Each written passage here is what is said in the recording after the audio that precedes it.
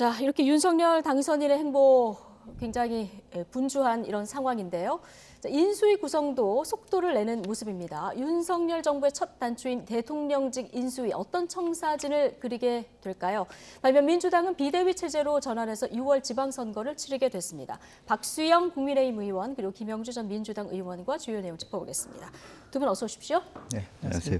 예, 조금 전에 이제 안철수 대표 모습도 보고 오셨는데, 자 먼저 박수영 의원님, 네. 뭐 여기저기 지금 우리 회사도 마찬가지입니다. 확진자가 많아서 이상한 일도 아닌데 이준석 대표 지금 신속 항원 검사에서 양성이 나온 거죠? 그렇습니다. 예. 네, 네. 그래서 필살 검사 결과 기다리고 있는데 원래 이제 식사하시고 하시기로 했다가 네. 같이 만났던 세 분 중에 한 분, 이준석 대표가 양성이 나오니까 두 분이 이제 약속 취소했다가 음성 나오신 다음에 다시 도시락 네. 배송으로 바꾼 이런 지금 상황입니다. 박 의원님께서는 괜찮으신 거죠? 저는 뭐 아직 괜찮습니다. 예, 알겠습니다. 다음 주 월요일부터는 이 신속 항원 검사에서 양성이 나와도 확진 판정 기준으로 쓴다는 거, 정보 차원에서 좀 알려드리고요. 자, 오늘 만남이 취소될 뻔하다가 그래도 두 분이 이제 음성이 나오면서 만남이 성사가 됐습니다. 앞서 이제 안철수 대표가 앞으로 이제 굉장히 광범위한 전체적인 방향으로 오늘은 이야기를 나눴고 앞으로 구체적으로 얘기를 하겠다 했는데 공동정부 이거 어떤 방향으로 가는 게 맞다고 보십니까? 우선 뭐 공동정부라고 하는 기본 틀은 유지합니다만은 네. 어쨌든 인수위를 통해서 그동안에 국민의힘에서 국민들께 약속한 여러 가지 공약 사항이 있을 텐데 인수위 역할 중에 하나는 너무 지나치게 무리한 공약이라든지 이런 부분들 좀 정리하는 부분도 있거든요. 또 네. 국민들도 알고 계세요. 상호 경쟁을 하다 보니까 이제 그렇기 때문에 공동정부라 하더라도 우선은 이 윤석열 당선자와 국민의힘이 낸 공약 전반에 대한 재점검을 통하고 예. 그 공약을 논의하면서 말하자면 안철수 전 후보와의 말하자면 논의를 가져가는 그런 수순이 되지 않을까. 그런 측면에서 예를 들면 인수위원장을 단순히 안철수 말하자면 후보가 바로 맞는 것에 대한 우려도 있는 게 사실인 거고 또 김병준 위원장을 예. 얘기하는 것도 우선 국민의힘 중심의 어떤 전체 국정 방향과 예. 함께 안철수 후보의 국민의당의 공약을 곁들이는 특히 뭐 과학기술 정책에 대해서는 주요하게 안철수 후보가 제시한 공약을 거의 받더라도 다른 공약 부분을 아무래도 국민의힘 중심으로 가져가는 그런 모양새가 될 가능성이 많고 네. 또한 상당히 청와대라든지 여가부라든지 어떤 슬림화하는 또 폐지하거나 그런 부분을 중심으로 그 부분에 대해서는 별다른 논의가 없을 수 있기 때문에 네. 공동정부도 그렇게 어렵지는 않을 것 같다는 생각이 듭니다. 네, 후보 시절에 양당의 공약이 있었기 때문에 이것부터 이제 점검하면서 좁혀 나가야 될 텐데 인수위원장 말씀하신 대로 항목평이 계속 오르고 있습니다. 이 가능성은 몇 %나 되는 겁니까? 안철수 후보가 될 가능성? 네. 저는 글쎄 뭐 지나가봐야 알겠고 어차피 당선인께서 결심하셔야 될 사항이지만은 그렇게 높지는 않지 않겠느냐. 왜냐하면 과거 경험으로 볼 때 인수위원장을 맡으셨던 분이 네. 총리로 간 경우가 없습니다. 박근혜 대통령 때 이제 김용준 당시 헌법재판소장님이 인수위원장 맡으셨는데 그만두시고 예. 그런데 총리로 인준을 했다가 국회에서 또 낙마를 하는 경우가 있었습니다. 예. 그 빼고 나머지는 인수위원장께서 총리로 가신 뭐 지명된 경우조차 없었기 때문에 예. 아마 그 생각을 많이 하시게 되지 않겠느냐 이런 개인적인 생각입니다만은 예. 예. 그럼 인수위원장직을 맡지 않고 그냥 곧바로 지금 책임 총리의 임명될 가능성이 크다 이렇게 보시는 것 같은데요. 뭐 총리도 가능할 것이고요. 예. 뭐 경기지사 자리도 있고 하기 때문에 본인이 이제 판단하셔야 될 사항인데 예. 총리는 이제 국정 전반을 다루게 되고 또 대선 후보였다는 위상에 걸맞는 부분은 있는데 구체적인 이제 집행 업무까지 다 해보려면은 경기도지사도 이재명 후보의 경우에서 본 것처럼 국정 전반 작은 대한민국이기 때문에 그걸 더 선호할 수도 있지 않겠느냐. 본인의 네. 선호가 중요할 거라고 생각합니다. 안철수 대표가 이제 여러 가지 중에서 검토를 하셔야 될 텐데 국민의힘 내부의 의원들 의견은 대체적으로 어떻습니까? 저희는 뭐 당선인과 두 분 사이에 결정할 일이지 예. 의원들이 끼어들어서 이래라 저래라 할 수 있는 상황은 아니라고 지금 보고 네. 의원들이 전부 발언을 자제하고 있는 상황입니다. 아, 그렇군요. 자, 그런데 안철수 대표가 만약에 총리로 지명된다고 하면 인준이 필요한 이런 상황이라서요. 아마 이게 민주당과 첫 협치 시험대가 될 수도 있을 것 같은데요. 어떻게 전망하십니까? 뭐 그렇습니다. 방금 이제 박 의원님 말씀 주셨습니다만은 이제 경기도지사가 될 생각이 있다면 지방선거를 코앞이기 때문에 인수위원장을 하거나 인수위원회에 들어올 이유가 없고 예컨대 이제 이태규 의원 같은 분을 인수위 부위원장이라든지 이런 식의 겸임을 시켜서 자기의 뜻을 국민의 대리하는 당내 인사를 예. 그런 가능성도 있는 부분이라고 생각이 들고요. 근데 좀 재미있는 사실은 이번에도 어쨌든 경기도지사는 대통령이 못 된다 이런 것들이 결론이 나와서 그런 것들이 정설은 아닙니다만은 총리도 마찬가지 아닙니까? 네, 그런 부분이어서 이제 마음이죠. 이제 네. 그런 부분들에서 과연 이제 안철수 대표가 후보께서 경기도지사를 선택하실까? 이제 이런 부분도 적지 않아 이건 심리적인 예. 측면이 있습니다만은 그런 측면이 하나 있다는 것이고요. 이제 다만 뭐 그럼에도 불구하고 당선자 아까 말씀하신 대로 당선자께서 어떤 인물을 좀 큰 어른을 인수위원장으로 모실 건지 아니면 정말 당의 어떤 고문 중에 다선 의원 중에 한 분을 모실 건지 우선 전적으로 이제 당선자의 몫이다 그렇게 볼 수 있고 본인은 예. 이제 그 전에 어렴풋하게 행정 경험을 말씀하셨기 때문에 예. 과학 부처의 부총리라든지 혹은 뭐 총리 이런 부분을 선택할 수 있는 개연성이 굉장히 높지 않나 그렇게 봅니다. 예. 다음 대선 생각한다면 그러면 혹시 당에 가서 어떤 역할을 할 하실 가능성도 수도 있을까요? 있습니다. 예, 예. 뭐 충분히 그런 가능성이 있죠. 근데 이제 안철수 후보의 경우에는 정치인은 10년 하셨다고 하는데 행정적인 경험이 사실 없거든요. 예. 그래서 총리나 경기도지사 같이 행정적인 경험을 좀 쌓는 것이 본인이 다음 정치 행보를 하는 데는 더 도움이 되지 않겠느냐 이렇게 저는 보고 있습니다. 네, 뭐 그러니까 말씀하신 대로 그러니까 결과적으로 행정부에서 경험을 쌓고 다시 당에 돌아오는 모습들이 훨씬 더 다음 대선을 준비한다고 치더라도 그게 네. 더 낫다는 결론일 겁니다. 아마. 합당은 어떻게 되는 겁니까? 합당은 이제 절차를 진행하는데 합당 절차가 뭐 하루아침에 하자고 해서 바로 되는 게 아니거든요. 물론 각각 그렇겠죠. 당에서 예. 결의를 하고 합당 절차를 또 해야 되기 때문에 시간은 조금 걸릴 거라고 생각합니다. 예. 자, 지금 인수위 구성도 속도를 내고 있는 이런 모습인데요. 인수위원들이 이제 새 정부 유직에 가는 경우라 관심도 굉장히 많고 인선도 중요한데 어쨌든 당선인 비서실장으로 장제원 의원이 처음으로 이제 지명이 된 이런 상황입니다. 이른바 뭐 핵관 논란의 중심이긴 했지만 막판에 단일화에도 결정적인 역할을 하지 않았습니까? 후보도 좀 자신 있게 임명을 한 것 같습니다. 예, 아마 후보님의 그러니까 후보님이 아니죠 이제 당선인, 당선인. 예, 예. 당선인의 저도 계속 호칭이 헷갈려요. 예. 인사 스타일이 나타난 거 아니냐 이렇게 생각을 합니다. 즉 친하다, 측근이다 해서 임명하는 것이 아니고 일정한 성과를 낸 분을 중용하시는 게 아니냐. 장제원 의원 같은 경우는 이제 실장으로 임명되기 전에 방금 언급하신 것처럼 단일화 여기에 크게 기여를 했다 이거거든요. 그러니까 성과를 있는 사람을 중심으로 임명을 네. 하신다 이렇게 보여지고 또 이제 앞으로도 계속 강조하신 게 시스템에 의한 거, 공직 경험 뭐 이런 거 예. 많이 강조하셨기 때문에 그런 분들이 많이 중용되지 않겠나 하는 예상을 해볼 수 있겠습니다. 예. 자, 뭐 당선인하고 손발이 맞는 사람을 임명하는 건 뭐 당연한 일이긴 한데요. 어쨌든 새 정부가 잘 되려면 인사가 만사 아니겠습니까? 어떤 조언을 좀 해주시겠습니까? 그렇습니다. 그 우선은 뭐 지금 이제 비서실장 같은 경우는 후보하고 가장 편안하게 맞아야 되니까 그런 분들이 필요한 거고요. 실제적으로는 이제 뭐 그 인수위의 구성에 있어서도 초당파적인 구성을 하는 것이 앞으로 좋을 것 같다라는 네. 생각이 들고 다만 그동안 우리 정치 문화가 이 당에서 저 당으로 가서 인수위에 들어가면 마치 배신하듯이 그렇게 느껴지기 때문에 손을 이렇게 오라고 하더라도 맞잡아주기 참 쉽지 않은 정치 문화입니다. 당분간. 그렇기 때문에 오히려 정책 연대를 통해서 자연스럽게 그런 것들이 교감이 오갈 수 있도록 그런 것들이 필요할 것 같고요. 어차피 당선자께서 청와대로 안 들어가신다고 한 이유는 상당히 다양한 사람들하고 수시로 접촉하고 싶다는 의지이기도 하거든요. 네. 그래서 미국처럼 굉장히 야당에 있는 의원들하고 수시로 격이 없는 대화도 하고 뭐 술자리도 하고 밥자리도 하면서 자연스럽게 도와주고 도움을 받는 것이 좋은 그런 정치 문화 그런 의미에서 청와대라고 하는 이 심리적 거리에서 좀 벗어나서 여야 모두가 살갑게 부딪힐 수 있는 그런 위치로 나오신다는 것이 협치를 하기 위한 기본 전제, 기존의 정치 문화를 깨는데 굉장히 중요한 모멘텀이 될 수 있다 그렇게 생각이 그렇군요. 듭니다. 지금 예. 김영주 의원님께서 말씀해 주셨기 때문에 이 얘기 빨리 해보겠습니다. 그러니까 대통령 집무실 광화문 이전 공약 기존에도 나왔는데 이번에는 정말 실현될까 관심입니다. 당선인의 또 공약이기도 했는데 관련 얘기 듣고 오시죠.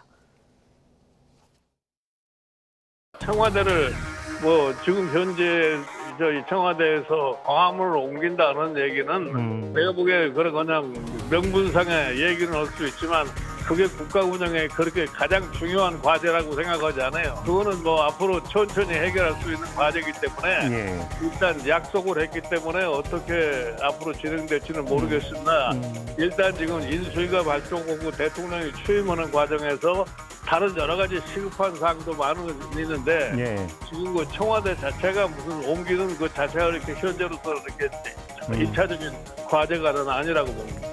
청와대 개혁 TF 그걸 팀장이 실무적으로 일하는 걸로. 그래서 어떻게 집무실부터 시작해서 그다음에 청와대의 어떤 그런 구성도를 어떻게 할 것인가에 대한. 청와대 개혁 TF에서 광화문 대통령 준비도 같이 하는 건가요?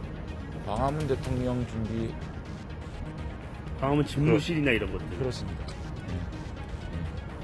광화문 집무실 이전 관련해서 경호나 뭐 비용 문제나 이런 것들 그거는 이제 청와대 개혁 TF에서 모든 걸 총괄하겠습니다. 지금 제가 말씀드릴 게 없습니다. 네, 이 집무실 이전 포함해서 청와대 관련한 문제는 청와대 개혁 TF에서 논의한다. 장제원 의원의 얘기 듣고 오셨는데 일단 김종인 위원장 같은 경우는 뭐 이거 그렇게 시급한 사안은 아니다 이런 얘기를 들을 수 있었습니다. 그렇지만 앞서 말씀하신 대로 소통을 하려면 이제 물리적 거리가 중요하기 때문에 굉장히 상징적인 의미가 있다는 말씀 해주지 않으셨습니까? 어떻습니까? 이게 전임 정부에서, 그러니까 그 문재인 정부에서도 얘기가 나오고 그 전에도 뭐 얘기는 계속 나왔습니다만은 힘들었었거든요. 예, 이제 두 가지 문제 때문에 문재인 대통령께서 안 하셨죠. 하나는 네. 경호실에서 강하게 반대를 했습니다. 사실 경호에 어려움이 있는 건 네. 사실이고요. 옆에 주변에 더 높은 빌딩들이 더 많이 있습니다. 근데 지금 총리실이 9층에 있는데 예를 들어 9층으로 들어가시게 되면 다른 빌딩에서 보면 다 보이는 지금 구조로 돼 있거든요. 그래서 어려운 점이 있었고 두 번째가 이제 안보 문제인데 청와대에는 지하 벙커라 그래서 NSC 안보가 들어가 있습니다. 근데 NSC가 지금 없거든요. 저 정부 청사에는 만약에 북한의 공격 이런 게 있을 경우에 지하 벙커 시설이 필요한데 또 통신도 안보 통신은 지금 우리가 쓰는 핸드폰 통화 이런 거하고 다른 통신망이 구축이 돼 있거든요. 그런 것들을 다 옮겨야 되는 또는 이 기존에 청와대에 있는 벙커를 그대로 쓰고 이렇게 해야 되는 좀 어려운 점이 있는 건 사실이나 당선인의 의지가 강력하십니다. 그래서 아마 우리가 광화문 시대를 볼 수 있지 않겠나. 경호 문제는 저는 없다고 봅니다. 왜냐하면은 그 미국에 가보시면 백악관이 헬기에서 대통령 내리는 것도 저도 봤는데 관광객들이 전부 둘러싸서 구경하고 있어요. 잔디밭에 내리는 거를. 그 정도로 하기 때문에 이게 시스템에 의한 스마트 경호를 해야지 지금처럼 철통 방어 이런 식의 그 경호는 시대에 맞지 않는다고 보고 있습니다. 다만 이제 NSC 문제가 조금 염려가 되는데 방법을 찾아야 되겠죠. 네, 이런 문제도 아마 다 고려를 하다가 기존에도 안 되지 않았을까 싶은데 이제 경호보다는 안보 문제가 조금 걸린다 마지막까지. 뭐 이것까지 해결하고도 광화문으로 나올 만한 그런 어떤 실익이 있습니까? 우선은 뭐 청와대 식구들을 좀 줄여야 되겠고요. 그것은 이미 당선자가 얘기를 이미 언급한 바가 있습니다. 너무 많습니다. 원래 한 40명이 출발해가지고 지금 400명이 넘는 식구들이 되는데 그렇게 많은 식구가 필요한가에 대한 문제. 실제로 광화문 시대를 하기 위해서도 그 정도의 인구가 저 건물 안에 들어가기 어렵습니다. 그렇기 때문에 과감한 뭐 수석 보좌관 이런 것들 다 없애고 굉장히 단촐한 청와대를 꾸리겠다는 의지가 있는 것 같고 실제로 그렇지 되지 않으면 옮겨갈 수도 없는 상황입니다. 이제 그런 부분이고요. 다만 이제 대통령이 되시면 헬기를 타고 이동하거나 NSC를 하는 것은 아마 불가피하게 기존의 청와대 시설을 활용할 수 있는 비상시에는 그런 것을 그대로 두시고 실제적으로 직무와 사람들과 만나고 의존하는 것들만 떼어와서 하고 다만 이제 그 안에 관주를 사용하지 않는다면 주변에 조금 뭐 어떤 뭐 지금 현재 외교부를 쓰고 있는 정부 청사 주변에 조금 안전된 부분 지역이라든지 오늘 뭐 일부 어떤 분은 뭐 용산 같은데 이게 미군 기지가 끝나고 난데 그 가도 되지 않느냐 하는 거고요. 또 그 동안에 많이 이제 그 반대했던 이유는 이제 출퇴근을 만약 하실 경우에 교통에 뭐 장애가 된다라고 하는데 이것은 문화가 바뀌면 국민들이 그걸 뭐 싫어할 그럴 일이 없습니다. 외국에 그런 사례도 많이 봤고요. 그런 예. 것들은 그냥 하나의 관광 요깃거리가 될 수 있고 대통령이 오시는데 한 5분, 10분 정도 트래픽을 좀 잡아주는 형태가 될 텐데 그런 것은 국민들이 감내하지 않을까라는 생각이고 실제적으로 지금 현재 만약에 청와대가 이동안에 그런 얘기를 했어요. 네. 보좌관들이나 대통령은 뜨내기고 진짜 주인은 경호실이다. 그러니까 경호실 말을 듣기 시작하면 못 옮기게 될 겁니다. 그래서 아마 그렇군요. 지금 현재 당선인도 가급적이면 예.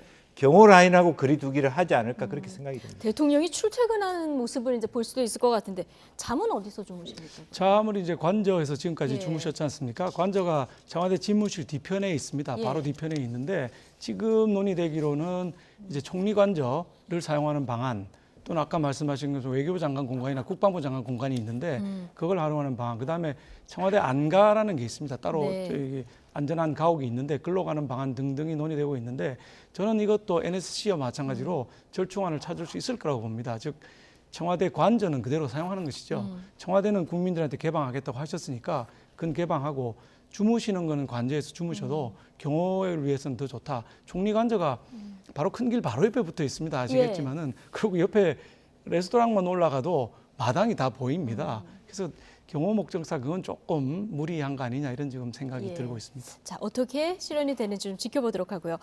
자, 퍼스트레이디 김건희 여사 앞으로 행보도 관심인데 뭐 선거 운동 기간 동안에는 공식 석상의 모습을 드러내지는 않았습니다만은 뭐 국민의힘 소속 정치인들 배우자로 구성된 모임에 손편지도 보내고 이런 게 이제 뒤늦게 알려졌더라고요. 사전 투표를 통해서 지금 뭐 이미 언론의 모습을 한 차례 드러내는데 앞으로는 좀 자주 나올까요? 아무래도 이제 나올 수밖에 없겠죠. 예. 공식적으로 해외 순방을 한다든지 할 때는 부부 동반해서 가서 그쪽의 퍼스트 레이디를 만나야 되는 경우들이 있게 될 것이고 김건희 여사께서는 드러나는 것보다도 어려운 이웃을 보듬는 역할을 하겠다 이렇게 말씀하신 게 있기 때문에 지금보다는 많이 나오겠지만 과거의 퍼스트 레이디들보다는 적게 나오시지 않겠느냐. 그리고 이제 처음으로 자기 풀타임 잡을 갖고 있는 예. 분이십니다. 저는 이게 아주 중요한데 우리가 서양의 선진국들처럼 자기를 가진 분들은 자기 일을 열심히 하고 또 가끔 주말이나 해외 순방 같은 일에 도와주는 이런 모델도 하나 나올 수 있지 않느냐. 남편을 위해서 자기 전문 직종을 모두 버리고 남편을 위해서 5년 동안 노력해라. 이거는 조금 후진적인 행태가 아닌가 하는 생각을 하고 있습니다. 오늘 뭐 결혼 10주년 기념일이라는 뭐 기사도 나오더라고요. 예. 한 언론 인터뷰들도 지금 재개를 하시는 것 같고 여기서 남편한테 가장 들은 감동적인 말은 평생 집밥해 줄게. 예, 네. 10년 동안 지켰다고 하십니다. 네, 10년 예. 동안 지켜서 국민과의 약속을 잘 지킬 것이다. 이런 언론 인터뷰들도 지금 조금씩 하고 있는 상황인데 자, 이제 청와대 제2부속실 폐지하기로 했고요. 그리고 이제 영부인 호칭이라든가 역할이라든가 자, 이런 부분에 대해서 앞으로 좀 정리할 부분이 있을까요? 뭐 자연스럽게 그동안 영부인이란 말은 현재 문재인 대통령의 부인에게도 그렇게 자주 쓰지는 않았습니다. 김정숙 여사님 이렇게 썼지 영부인 김정숙 이렇게 쓰지는 예, 않았고 예. 그게 시대의 흐름이라고 보고 또 그것을 좀 공식화하는 것은 의미는 있다. 뭐 기자들이 부르거든 누가 부를 때 영부인이라고 쓰지 않는 것 예. 뭐 그런 것도 의미는 있을 수 있다고 보여지고요. 제2부속실도 실제로 뭐 영부인만을 위한 전담 부분을 만약 가령 미국 그 바이든 대통령의 부인도 사실은 영어과 교수로 일을 하고 계시거든요. 네. 그런 일만 부분적으로 불가피한 경우라든지 어떤 그런 부분에 대해서만 도와줄 수 있는 기능들을 다른 뭐 총무비서관실에 두면 되는 것이지 예. 제2부속실이라고 해서 실까지 둘 필요는 없다. 뭐 그런 말씀이시라고 보여지고요. 예. 매우 단촐하게 꾸려야 되는 부분이다. 이제 네. 그래서 더군다나 여러 부처 중에 제2부속실이라고 하는 게 그만큼의 큰 역할이 있냐. 그런 문제의식은 저는 뭐 타당하다라고 생각이 들고 아까 말씀하신 대로 뭐 외국에 같이 갈 경우 같이 가면 되는 거고 또 실제로 외국 의전상에 그때만 도와주면 되는 것이지 일부러 별도의 아무것도 큰 역할이 없는데 365일 실을 둘 필요는 없다. 뭐 그런 부분이겠죠. 네. 그럼 뭐 청와대에 많은 변화가 올 것 같다 이런 생각이 드는데 윤 당선인이 김건희 여사와 함께 돌보고 있는 반려동물들도 관심입니다. 역대 최다 7마리의 반려동물도 지금 엄마 아빠를 따라서 청와대에 입성하게 될 텐데 박석원 앵커의 앵커 리포트로 보고 오시겠습니다. 네, 윤석열 대통령 당선인의 당선과 함께 윤 당선인의 퍼스트 패치들도 눈길을 끌고 있죠. 무려 7마리, 역대 가장 많은 대통령 반려동물이 될 텐데요. 보시는 것처럼 반려견 4마리와 반려묘 3마리입니다. 먼저 가장 많이 알려진 반려동물은 첫째 토리죠. 윤 당선인이 2012년 유기견 보호단체로부터 입양한 토리. 교통사고로 뒷다리를 심하게 다쳐 안락사 권유까지 받았다고 하는데요. 윤 당선인은 토리를 마치 딸처럼 지극정성으로 살폈고 17차례 수술을 거쳐 지금의 건강한 모습을 되찾을 수 있었다고 합니다. 특히 현재 문재인 대통령과 청와대에 있는 반려견의 이름도 토리죠. 유기견 출신의 이름까지 같아서 윤 당선인의 토리는 2대 토리가 되는 겁니다. 또 다리를 벌리고 있는 모습이나 누워있는 모습까지 윤 당선인과 가장 닮았다는 둘째 반려견 마리, 그리고 서울역에서 구조돼 윤 당선인이 입양한 반려묘 나비와 동생들 노랑이, 나래, 악갱이, 써니까지 있죠. 윤 당선인은 이 아이들을 생각하면 웃음이 난다며 각별한 애정을 드러냈습니다.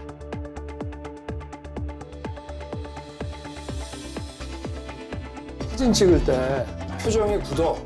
그러면 강아지 생각하세요. 아니면 우리 집 강아지를 생각하면 웃음이 쫙 나와. 우리 강아지들 아니었으면은 지난 한 10년 가까운 세월을 내가 얘들 아니면 어떻게 내가 이렇게 잘 버텨왔겠나 싶을 정도로 내 휴대폰 사진첩에는 우리 집 강아지 사진밖에 없어요.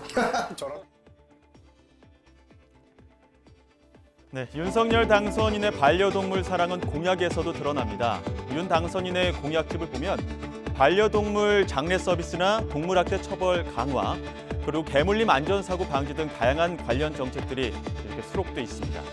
하지만 윤석열 당선인 청와대를 해체하고 광화문 청사 이전을 공약으로 내세운 만큼 당선인과 퍼스트 패치들이 청와대가 아닌 다른 어떤 곳에 머물지도 관심을 모으고 있습니다. 네. 반려견 4마리, 반려묘 3마리 정말 많이 키우고 계신데 네.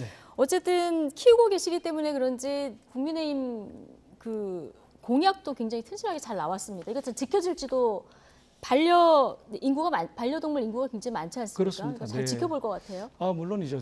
저 우리 당선인께서는 생명을 가진 존재들에 대한 상당한 그 존경심, 경외심, 배려심 이런 게 있으시더라고요. 그중에 이제 반려견, 반려묘가 있는데 공약도 많이 나갔습니다만은 이 공약들 아마 철저히 지켜질 수 있도록 네. 챙기시지 않겠나.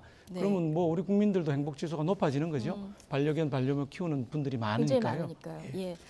토리 유기견 보호단체 통해서 입양됐다. 이제 박서곤 앵커 얘기를 했는데 문재인 대통령 반려견하고도 같은 또 이름이다 이름이 보니까 우연히 겹칩니다. 예. 예. 2대 토리가 되는. 그러니까요. 예, 윤석열 당선인하고 문재인 대통령 인연이 좀 남다른 것 같다 이런 얘기도 나와요. 네. 네. 뭐 그동안에 있어서 두 분의 말씀 중에서는 또 윤석열 당선인은 또 그 발언 앞에 우리라는 단어를 써서 네. 많이 헷갈리게 할 정도로 서로 친근한 것 같고 예. 정서적으로는 굉장히 또 같은 법조인으로서 또 국가를 운영함에 있어서 좀 공명정당하게 운영한다는 그 마음은 같지 않을까 그렇게 생각이 듭니다. 예.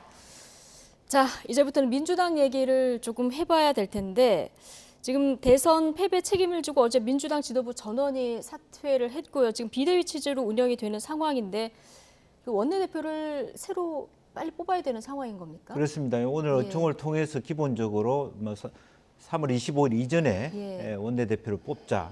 그동안에는 윤호중 현재 원내대표가 비대위원장을 하면서 겸직을 하고 네. 그래야만 지금 이제 뭐 정말 6월 바로 대통령 취임하시고 바로 뭐 한 달 이내에 치러지는 그렇죠. 지방선거이기 때문에 지방선거까지 굉장히 힘들어지면 굉장히 민주당으로서 굉장히 어렵다는 판단에 네. 조속하게 뭐 반성하고 평가할 건 평가하겠습니다만은 지방선거 체제를 빨리 발족하기 위해서 4월 중순 되면은 지방선거 출마자들을 위한 경선과 공천이 이루어져야 되거든요. 바로네요. 그래서 굉장히 예. 빨리 발빠르게 움직여야 되는 시점입니다. 예, 오늘 비대위 체제에서 첫 의총이 열리니까 여기에서 이제 선거에 대한 평가가 있을 테고요. 빨리 이제 쇄신을 해야 된다 말씀을 해주셨는데, 자 선거에서 석패한 이재명 전 후보의 앞으로 정치 행보에 대한 관측도 다양합니다. 정치권 얘기 잠시 듣고 오시죠.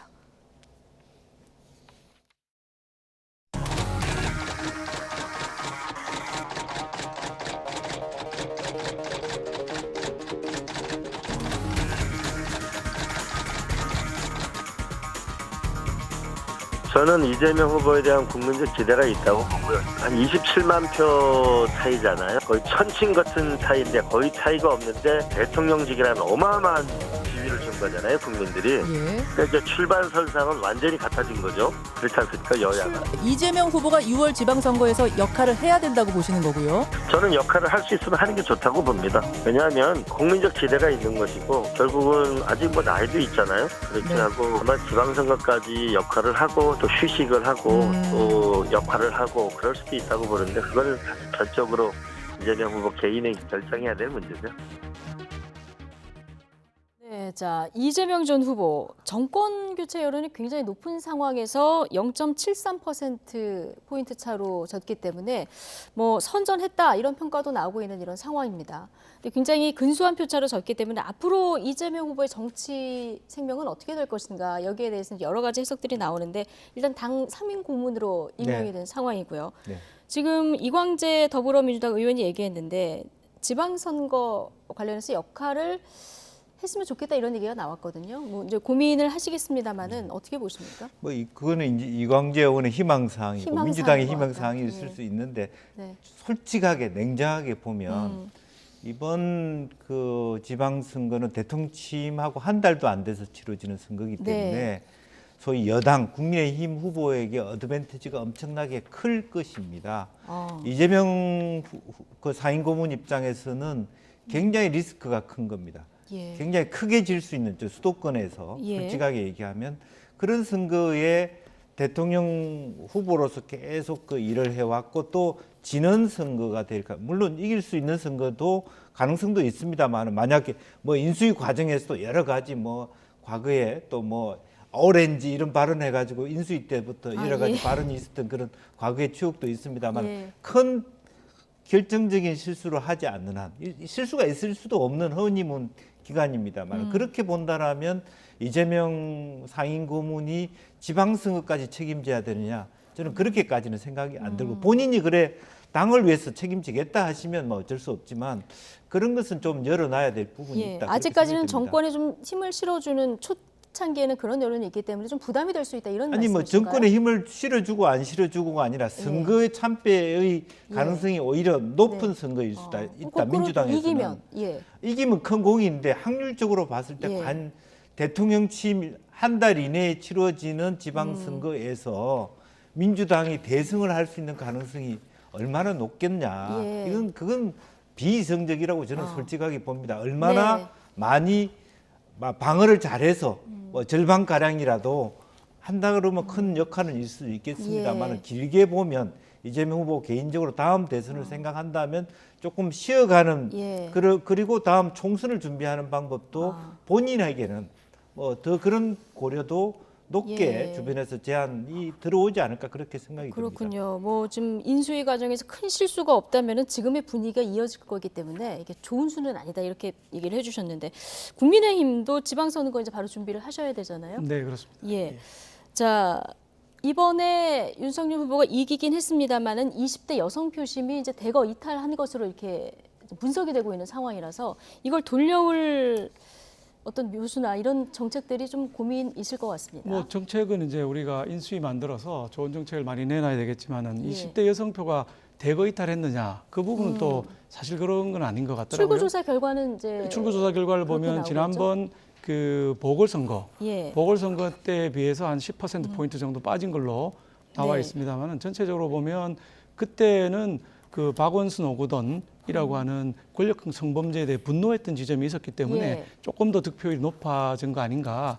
그래서 지금 한 10% 정도 포인트 빠진 거는 있을 수 있는 일이다. 이렇게 보는 측면이 있습니다. 분석을 좀 더 보수적으로 해야 앞으로 선거에서 잘 대비할 수 있는 거 아니겠습니까? 우리는 뭐 남성, 여성, 20대 남녀를 이렇게 갈라치기 하기보다는 20대 청년들을 위한 전반적인 정책들이 실은 부동산 문제와 일자리 문제에서 비롯된다고 보기 때문에 그런 실질적인 정책들을 계속 내놔야지 말로만 하는 갈라치기 정책 해가지고는 승산이 없다 이렇게 보고 있습니다. 알겠습니다. 실질적으로 도움이 되는 정책들이 얼마나 뒷받침되는지 이걸 좀 지켜보도록 하겠습니다. 박수영 국민의힘 의원, 김영주 전 민주당 의원 두 분과 함께했습니다. 오늘 고맙습니다.